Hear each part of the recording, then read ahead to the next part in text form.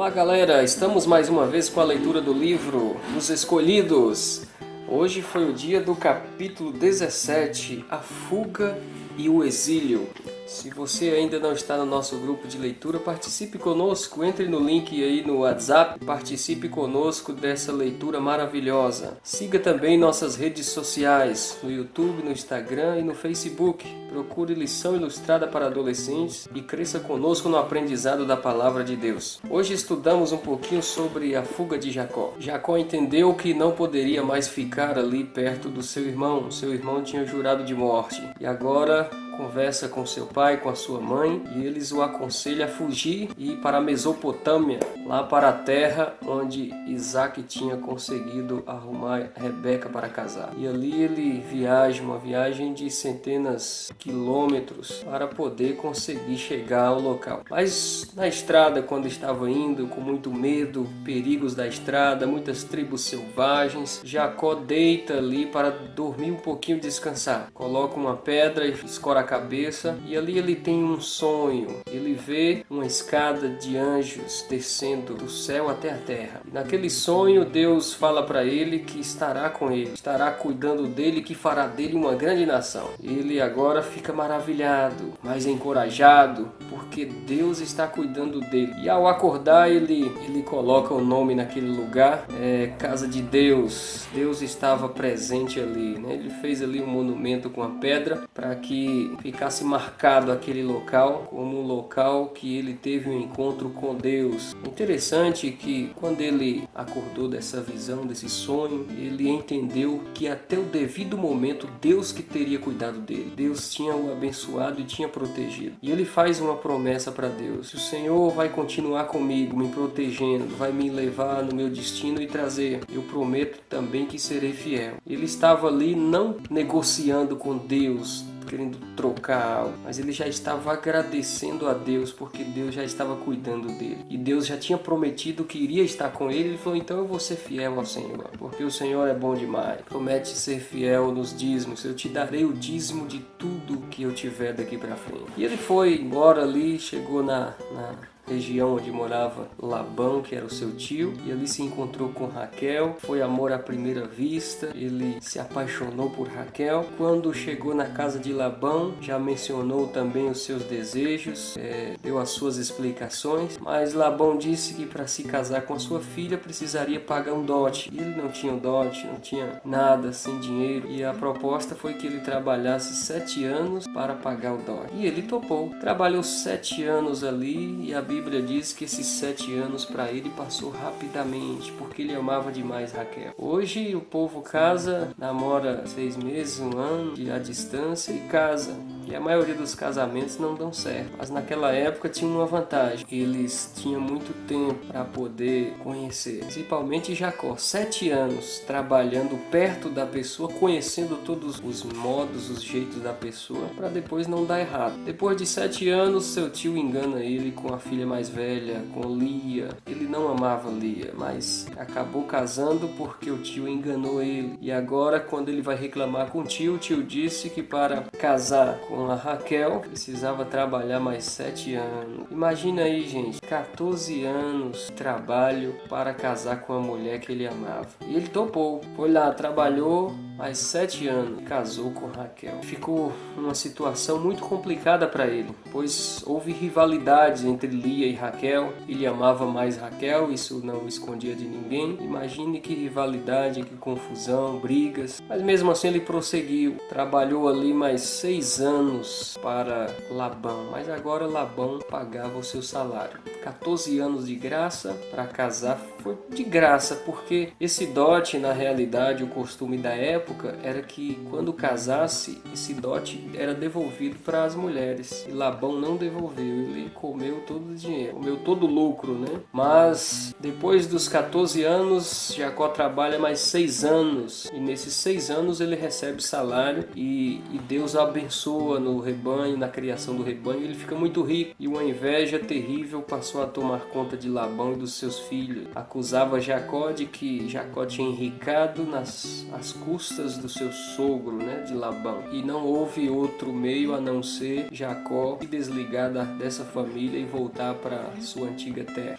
E o medo agora de encontrar com Esaú. Esaú tinha jurado de morte. Ele não podia ficar agora com seu sogro, que poderia ter sido morto também pelos cunhados. E agora ele busca auxílio de Deus. E Deus em uma das noites fala para ele voltar para a terra dos seus pais. E ele agora decide ajuntar suas malas, seus rebanhos, suas esposas e voltar para a terra dos seus antepassados. Amanhã nós estudaremos o que aconteceu, a trajetória, o que ocorreu no caminho, como foi o encontro dele com o irmão. Mas no capítulo de hoje nós percebemos como foi uma vida de sofrimento para Jacó devido não ter confiado em Deus. Quando ele decidiu enganar o seu irmão e o seu pai, teve que abandonar a sua mãe e agora fugir para um lugar distante, correndo risco de vida e passar por todo esse sofrimento apenas por ter enganado seu pai e o seu irmão e não ter esperado em Deus. Então que eu e você, mesmo nas nossas coisas erradas que fazemos na vida, assim como Jacó fez, não desviemos de Deus. Jacó agora poderia desesperadamente fugir de Deus, não querer mais saber de nada, apesar que o erro foi dele. Mas muitas vezes quando nós erramos, nós ficamos chateados com Deus. Nada a ver, né? Então assim, se nós erramos, permaneçamos como Jacó, falando com Deus, buscando solução, pedindo perdão. Jacó arrependeu amargamente do seu pecado, pediu perdão a Deus naquele dia que ele estava fugindo. Então se nós erramos e afastamos de Deus é pior, a destruição é certa. Mas se nós erramos e voltamos para Deus, pedimos perdão, consertamos nossa vida, procuramos fazer o que é certo, Deus continuará conosco, assim como continuou com Jacó, protegendo, guiando, dando prosperidade. Ele também continuará comigo e com você. Não tenha dúvida disso. Se você errou na vida, peça perdão a Deus, se entregue a Ele e ande com Ele, e Ele cuidará de você por onde quer que você for. Capítulo 18, a terrível noite de luta. Hoje estudamos sobre a volta de Jacó. 20 anos depois da briga com Esaú, ele decide voltar para casa. Mas o desafio agora era grande. Como voltar se Esaú estava furioso com ele? Mesmo assim, ele prossegue a viagem. No meio do caminho, no lugar perigoso, onde havia muito risco de ladrões, de malfeitores, ele decide ficar para trás, sozinho, à meia-noite, para falar com Deus, para orar. E ele estava ali de joelho, orando a Deus, pedindo socorro, com medo de ser morto pelo irmão, com medo do seu irmão fazer algo de ruim com a sua família, com seus filhos ali, com suas esposas. E agora, quando ele estava orando ali à noite, uma mão aparece ali, alguém aparece e coloca a mão no seu ombro. E naquele momento ele ficou morrendo de medo, pensou que era algum malfeitor, algum ladrão, e ele começa a lutar com aquele homem. E a Bíblia diz que eles lutaram a madrugada toda e ninguém conseguia vencer. De repente, aquele homem tocou na coxa de Jacó e Jacó ficou manco. A partir daquele momento ele percebeu que ele não estava lutando com um homem, com um ser humano. Estava lutando com Deus. Estava lutando com Jesus, que estava ali em forma de homem. E ele ali agora percebeu que era algo sobrenatural, que não era ninguém humano. Ele agarrou. E quando ele agarrou, aquele homem queria sair para ir embora. Ele disse assim: eu só vou soltar quando você me abençoar. Eu quero ter certeza. É como se ele estivesse dizendo: eu quero ter certeza que Esaú não vai me machucar, não vai machucar minha família. Eu quero ter certeza que o Senhor me perdoou. E naquele momento Deus muda o nome dele. O nome dele, que agora era Jacó, que significava enganador, passou agora a ser Israel. Interessante, querido amigo, que ele saiu dali mancando, mas mesmo assim saiu feliz. E ele mandou mensageiros para avisar Esaú que estava chegando. Mandou presentes, rebanho de animais. Mas Esaú veio ao seu encontro. E naquele momento, ao encontrar com Esaú, eles se abraçaram e choraram. Choraram como criança.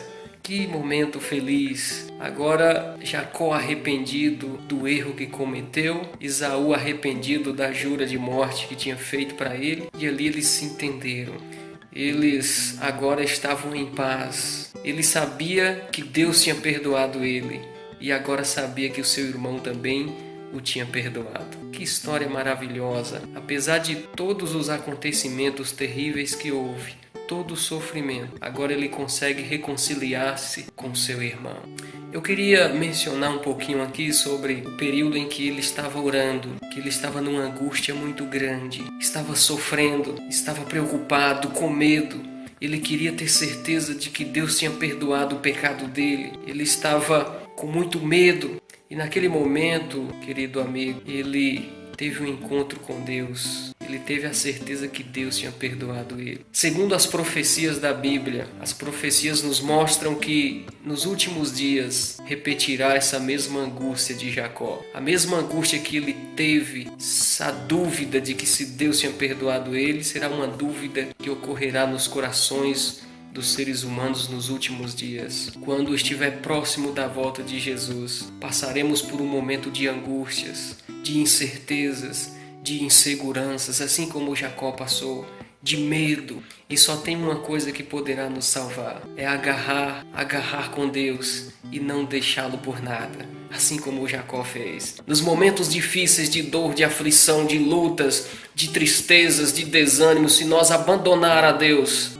jamais alcançaremos a vitória. O que fez Jacó prevalecer, o que fez Jacó vencer, receber o perdão, o que fez ele seguir em frente, foi justamente agarrar a Deus. Não desistir de seguir a Deus, não desistir de pedir perdão, não desistir de obedecer a Deus.